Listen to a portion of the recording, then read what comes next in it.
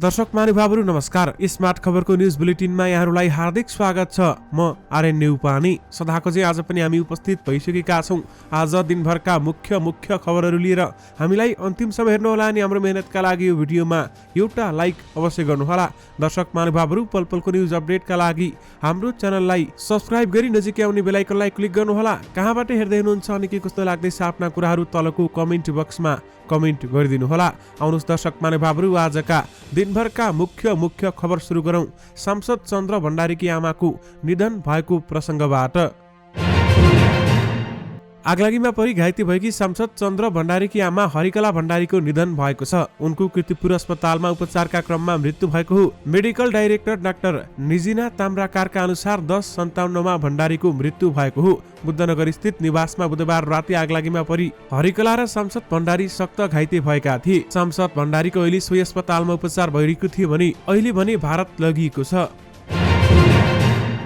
लोत्से मलमा भएको लुटपाट र तोडफोडमा संलग्न भएको आरोपमा प्रहरीले 15 जनालाई पक्राउ गरेको छ। यातायात व्यवसायको आन्दोलनका क्रममा मलमा प्रवेश गरेर मोबाइलहरू चोरी गर्दै गरेको देखिएका उनीहरूलाई नियन्त्रणमा लिएको उपत्यका अपराध अनुसन्धान कार्यालय काठमाडौँका एसएसपी मनोज केसीले बताउनु भएको छ। उनले भने भिडियोमा देखिएका मुख्य व्यक्तिलाई समातिसकेका छौं। थप केही निगरानीमा छन्। पक्राउ परेका मध्ये 9 जना महानगर 22 धारा र तारकेश्वर यातायातका चालक र सहचालक रहेको पुष्टि भएको उनले बताएका छन्। पक्राउ पर्नेमा केशर राई, सुजन मगर, रितेश बस्नेत, इन्द्र तामाङ, इलाराज गुरुङ, राजन राउत, हरिशरण तामाङ, विकास गुरुङ, संविधान परियार उनीहरू चालक र सहचालक हुन्। यस्तै सुनिल कालीकोटी, रोमन नगरकोटी, सुदीप तामाङ, माधव शाही, यमन राई, कविन खड्की पनि पक्राउ परेका छन्। उनीहरू मध्ये केही तोडफोड र आगजनीमा संलग्न व्यक्ति हुन्। जिल्ला प्रहरी परिसर काठमाडौँले सोमबार भएको घटनामा 4 जनालाई पहिले नियन्त्रणमा लिएर हिरासतमा राखेको छ। मोबाइल चोर्दै सुरक्षा गार्डले नियन्त्रणमा लिएर उनीहरूलाई प्रहरीले जिम्मा लगाएका थिए। लोत्से मलमा लुटपाटमा खलासी, ड्राइभर र व्यापारीदेखि वेटरसम्म संलग्न रहेको खुलेको छ। दर्शक महानुभावहरु उहाँहरूको तस्बिर तपाईहरुले स्क्रिनमा देखिरहनु भएको छ। लोत्से मलभित्र सञ्चालित पसलमा मोबाइल, ल्यापटप लगायतका सामान सहित 8 करोड भन्दा बढीको चोरी भएको व्यापारीहरूले दाबी गरेका थिए भने उक्त चोरी र लोत्से मलमा तोडफोड सवारी चालक र सहचालक नै ठूलो संख्यामा संलग्न रहेको खुलेको छ। उपत्यका अपराध अनुसन्धान कार्यालयले लुटपाटमा संलग्न थप 15 जनालाई पक्राउ गरेको हो। नेपाली कांग्रेसका नेता तथा प्रतिनिधि सभा सदस्य डाक्टर चन्द्र भण्डारीलाई थप उपचारका लागि भारतको मुम्बई लगिएको छ। ग्यास सिलिन्डर विस्फोट भएर गम्भीर घाइते भएका नेता भण्डारीलाई एयर एम्बुलेन्स मार्फत मुम्बईको नेशनल वन सेन्टर लगिएको हो भने स्वास्थ्य मन्त्रालयका अनुसार नेता भण्डारीसँग क्रिटिकल केयर प्रमुख doctor Pradeep Tiwari, anaesthesia critical care doctor Brihaspati, doctor Roshan Sharma, paramedicine Dinesh Rai, Sagar Maharjan र राज तामाङ सहितको टोली पनि मुम्बई गएको छ। काठमाडौँको बुद्धनगर स्थित घरमा गए राति ग्यास सिलिन्डर विस्फोट हुँदा नेता भण्डारी आमासँगै घाइते भएका थिए भने विस्फोटमा परि गम्भीर घाइते भएकी उनकी आमा हरिकलाको भने उपचारका क्रममा कीर्तिपुर अस्पतालमा निधन भएको छ। जिल्ला प्रहरी परिसर काठमाडौँका प्रवक्ता एसपी सीताराम रिजालले ग्यास लिक भएपछि भण्डारीको निवासमा विस्फोट भएको देखिएको बताएका छन्। ग्यास लिक भएपछि आमा छोरा नै किचनमा पुगेको देखियो। त्यस क्रममा आमा ग्यास नजिकै भएकाले धेरै क्षति भएछ। उनले भने छोरा अलिक पर भएकाले आमाको भन्दा कम शरीर जलेको थियो। ग्यास सिलिन्डर विस्फोट र आगोबाट जलेर घाइते भएका उनीहरू दुवैजनालाई तत्कालै कीर्तिपुर अस्पतालमा लगिएको थियो। कांग्रेसका नेता भण्डारी गुल्मी क्षेत्र नम्बर 1 बाट प्रतिनिधि सभामा निर्वाचित सांसद हुन्। प्रधानमन्त्री पुष्पकमल दाहाल प्रचण्डले पुरानै अडान दोहोऱ्याएपछि राष्ट्रपतिको उम्मेद्वार सहमति गर्ने प्रयास असफल भएको छ। यद्यपि चुनावका लागि उम्मेद्वार मनोनयन दर्ता गर्ने समय अझै 1 साता बाँकी रहेकाले सहमति जुटाउने प्रयासमा उनीहरू छन्। आज 2 घण्टा प्रचण्ड र एमाले अध्यक्ष केपी शर्मा ओलीबीच बालाटारमा छलफल भएको थियो।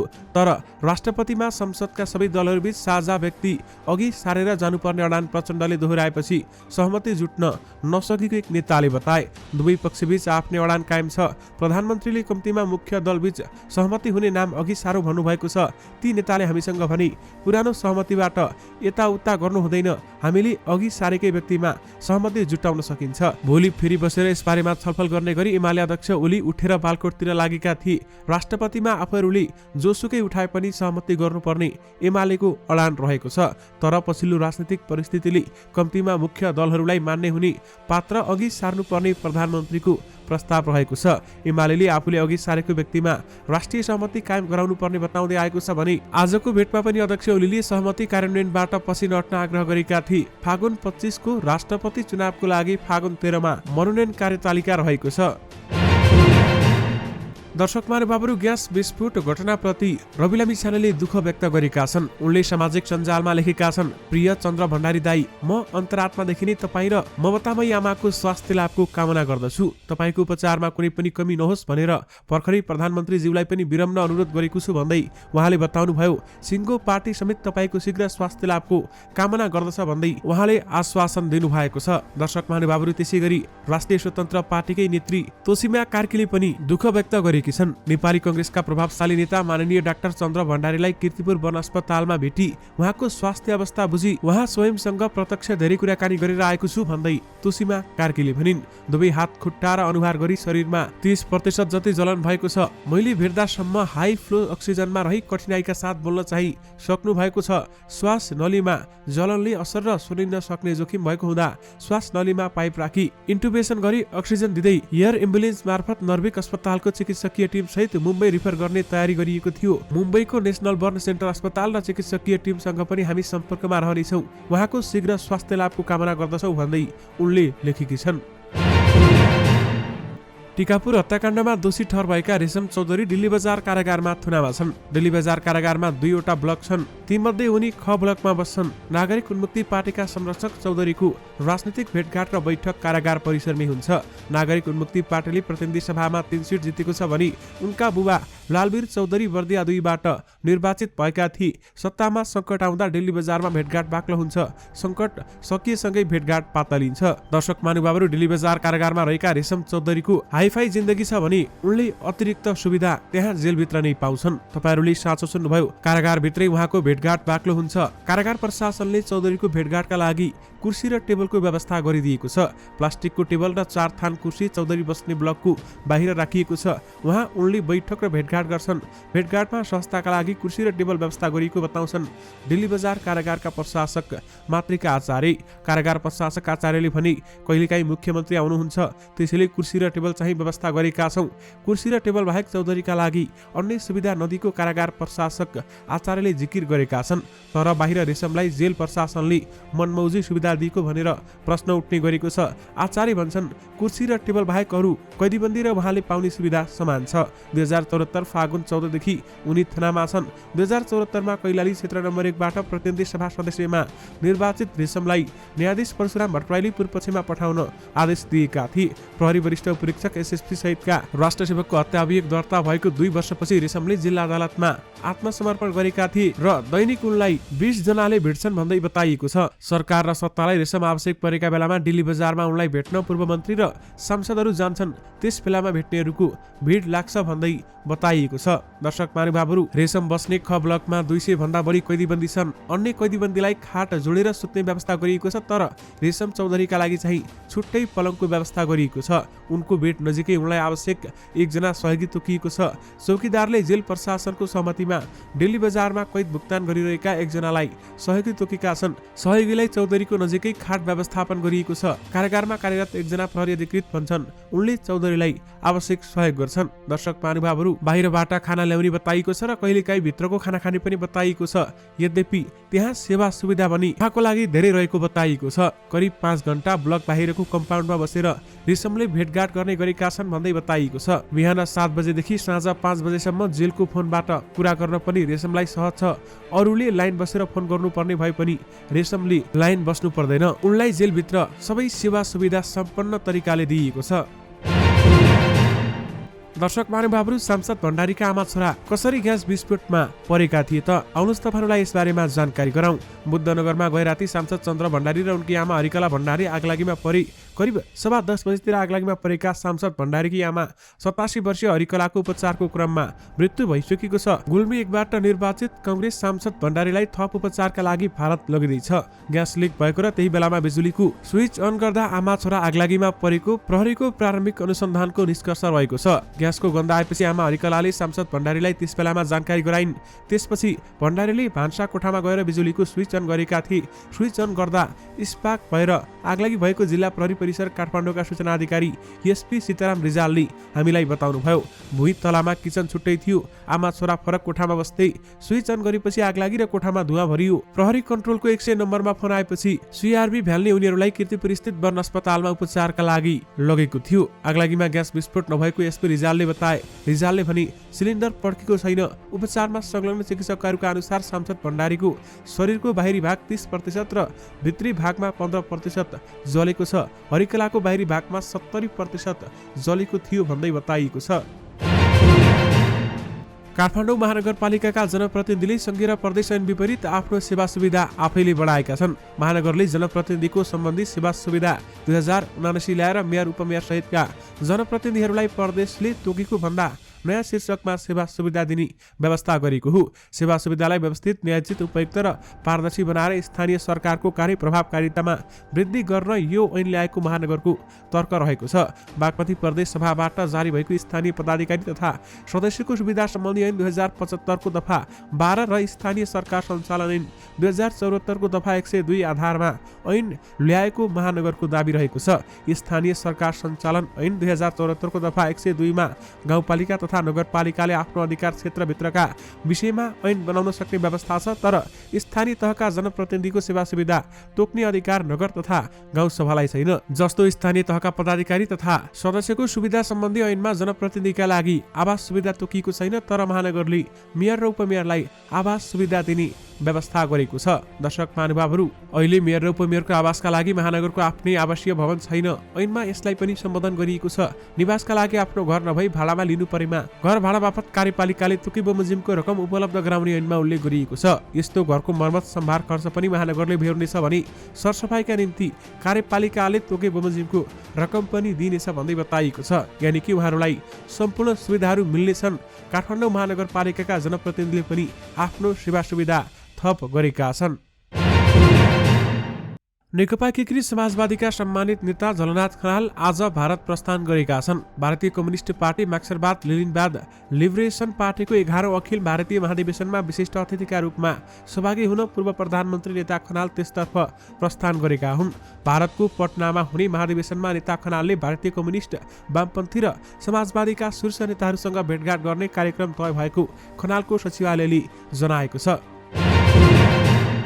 दर्शक महानुभावहरू, ग्यास सिलिन्डरको आयु कति हुन्छ र ग्यास एक्सपायर भएको अथवा एक्सपायरी डेट कसरी थाहा पाउने, आउनुहोस् तपाईहरुलाई यस बारेमा जानकारी गराउँ। दर्शक महानुभावहरू, बुधबार राति घरमा आगलागी हुँदा नेपाली कांग्रेसका नेता सांसद चन्द्र भण्डारी र उनकी आमा घाइते भएका थिए र आमा हरिकलाको उपचारका क्रममा मृत्यु पनि भइसकेको छ। ग्यास लिकेज भएर आगलागी भएको अनुसन्धानबाट खुलेको छ। दर्शक महानुभावहरू, काठमाडौँ महानगरपालिकामा अग्नि नियन्त्रकको काम गरिसकेका किशोर कुमार भट्टराई पनि ग्यास सिलिन्डर विस्फोटको घटनामा दुर्लभ हुने बताउँछन्। भट्टराई भन्छन्, ग्यास लिक भएर आगलागी भएर विस्फोट हुने सम्भावना हुन्छ, तर सिलिन्डर आफै विस्फोट हुने सम्भावना निकै कम हुन्छ। तर आयु समाप्त भएका कुच्चिएका ग्यास सिलिन्डर विस्फोट हुने खतरा हुने भट्टराई बताउँछन्। ग्यास विक्रेता र ढुवानीकर्ताले सुरक्षा नगर्दा सिलिन्डर कुच्चिने गरेको उनको भनाइ रहेको छ। सिलिन्डरमा ग्यास अत्याधिक प्रेसराइज गरेर राखिन्छ, यस्तोमा कुच्चिएका सिलिन्डर विस्फोट हुने खतरा हुन्छ भन्दै भट्टराईले भने। एउटा ग्यास सिलिन्डरको आयु 10 वर्ष हुन्छ। 10 वर्षपछि सिलिन्डरको हाइड्रोस्ट्याटिक्स जाँच हुन्छ। यो भनेको सिलिन्डरमा ग्यासको दबाव भन्दा बढी पनि पानी राखेर जाँच गरिन्छ। यो जाँचमा पास भएपछि सिलिन्डर फेरि 5 वर्ष परे गर्न मिल्छ भन्दै उनले भने। हरेक सिलिन्डरमा अङ्ग्रेजी महिना र वर्ष अनुसार सिलिन्डरको आयु समाप्त हुने मिति लेखिएको हुन्छ। सिलिन्डरको माथितर्फ रहेको समाउने भागमा सिलिन्डरको आयु लेखिएको हुन्छ। भण्डारी भन्छन्, जस्तै A26 लेखिएको हुन्छ। सिलिन्डरको म्याद सन् 2026 जनवरी, फेब्रुअरी र मार्चसम्म मात्रै हो। दर्शक महानुभावहरू, यदि A लेखिएको छ भने जनवरी, फेब्रुअरी, मार्च यानि कि 3 महिनासम्म हुन्छ। त्यसैगरी B लेखिएको छ भने अप्रिल, मे, जुन 3 महिनासम्म हुन्छ। त्यसैगरी C लेखिएको छ भने जुलाई र अगस्त हुन्छ र साथमा D लेखिएको छ भने अक्टोबर, नोभेम्बर र डिसेम्बरसम्म हुन्छ। अङ्ग्रेजी अक्षरसँगै लेखिएको अङ्कले सिलिन्डरको आयु समाप्त हुने वर्ष जनाउँछ। जस्तै D24 लेखिएको सिलिन्डरको सन् 2024 को अक्टोबर, नोभेम्बर, डिसेम्बर पछि आयु सकिन्छ। त्यसकारण तपाईहरुले त्यसमा विशेष ध्यान दिनुहोला।